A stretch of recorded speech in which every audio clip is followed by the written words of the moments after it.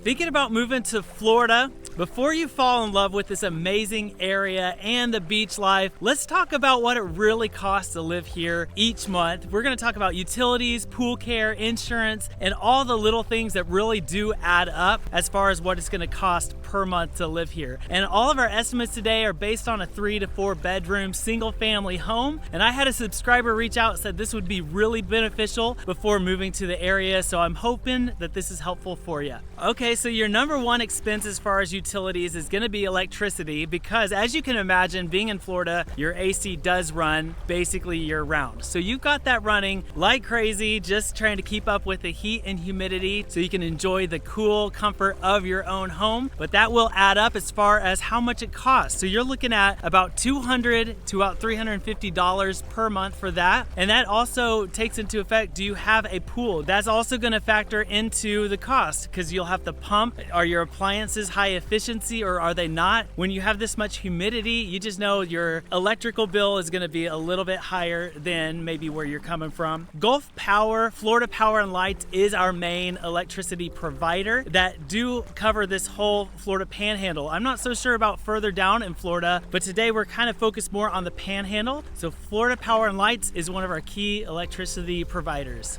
For the next one, water and sewer, you can plan on about $40 to about $90 per month on expenses there, and there's a lot of factors with that as well. Are you on sewer or are you on septic? Being on septic, there's quite a few homes here that are on septic. That might save you a little bit on that side of things. And how is your irrigation run? Is that coming from public water or is that on its own pump? That'll change your price quite a bit when it comes to those utilities. For trash and recycling, you can plan on about $25 to let's say $40 that you could spend per month in that. So what we have here in Gulf Breeze, we do have the 3 trash services. We have our main trash, which is the waste. We have your lawn maintenance, which is all of your yard clippings, tree trimmings, things like that. And then you also have a recycling bin. So with all of those 3, you can plan on about $25 to $40.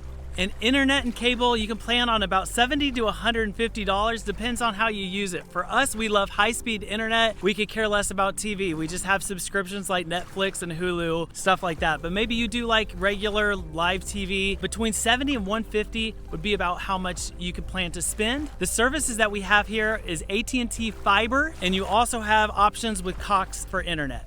Pool maintenance down here can also be a cost to it, unless you like doing it yourself. That can still have a cost when you're buying chlorine and different things to take care of your pool. But if you're paying for a service, you can plan about $100 to $200. I know that's a wide range, but there's a wide varieties of pools. Larger pools, smaller pools, you have saltwater or chlorinated pools. So with that, the maintenance can be a little bit different, but I would plan on definitely the $100 to $200 range for taking care of your pool. Pest Control, I would highly recommend getting that service done to make sure you don't have termites, palmetto bugs, or ants. Those are very common bugs to have here that you need sprayed for. So that can be about $30 to $50 per month, depending on how often you want to spray, and do you want inside and outside or everything, like what we try to do. We do about quarterly everything, and then once a month just the inside. So about $30 to $50 per month. And for lawn care, typically to mow our yard, we pay a guy about $60 to come in and mow our whole yard, which is about a half acre.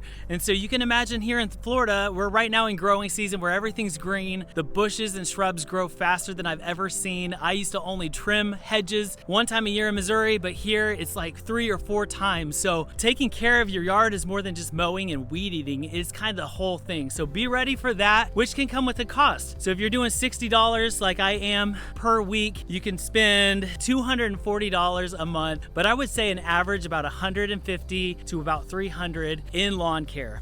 Natural gas isn't available everywhere, but if you have it, it's a really great convenience because it runs no matter if power shuts off. If you get a hurricane coming through town and you lose power or some utilities, you still have access to natural gas. So a lot of people love that. For the water heaters, so you still have access to hot water as well as your ovens. So you can still cook on your oven if it is gas. But if you do have gas, I would plan on about $25 through about $60 per month, depending on how you use it. For homeowners insurance around here, as you can imagine, it's kind of a nightmare. There's a lot of factors that go into that. So if you have a specific home planned that you're planning to get into and you need some insurance quotes, definitely reach out. We have about 3 people we recommend to everybody that do an amazing job here and can get a really good idea of how much your home would cost for insurance. But I'm gonna say, for the sake of it being generic, about $200 to $500 for homeowners insurance. And not all areas require flood insurance, but we'll recommend it. So if you want to get flood insurance as well, that can be about $500 to $700 per year.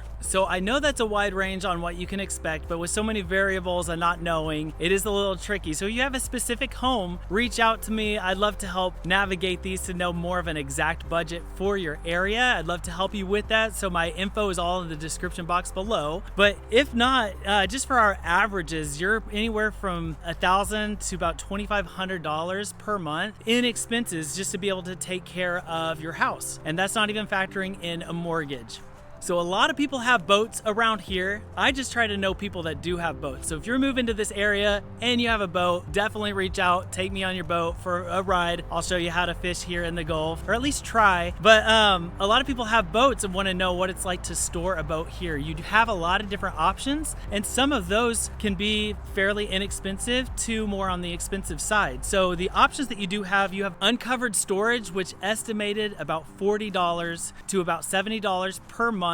And that is uncovered, so your boat will have to have its own cover that you pull over to keep it out of the rain and things like that, to try to keep it clean. You have outdoor covered storage, which can be anywhere from $70 to about $150 for outdoor covered. You have indoor storage options as well that can be climate controlled. That'll range you anywhere from about $100 to $200 per month, depending on the size of your boat. They have dry stack at the marinas. That's a good option for a lot of people to keep your boat fully nice and taken care of, and that's priced per foot. It's about $14 to $21 per foot for the size of your boat. And you also have wet slip rentals. Those are approximately $10 to $19 per foot, and there's a few marinas here that you can get about $500 to $700 per month for the wet slip rental.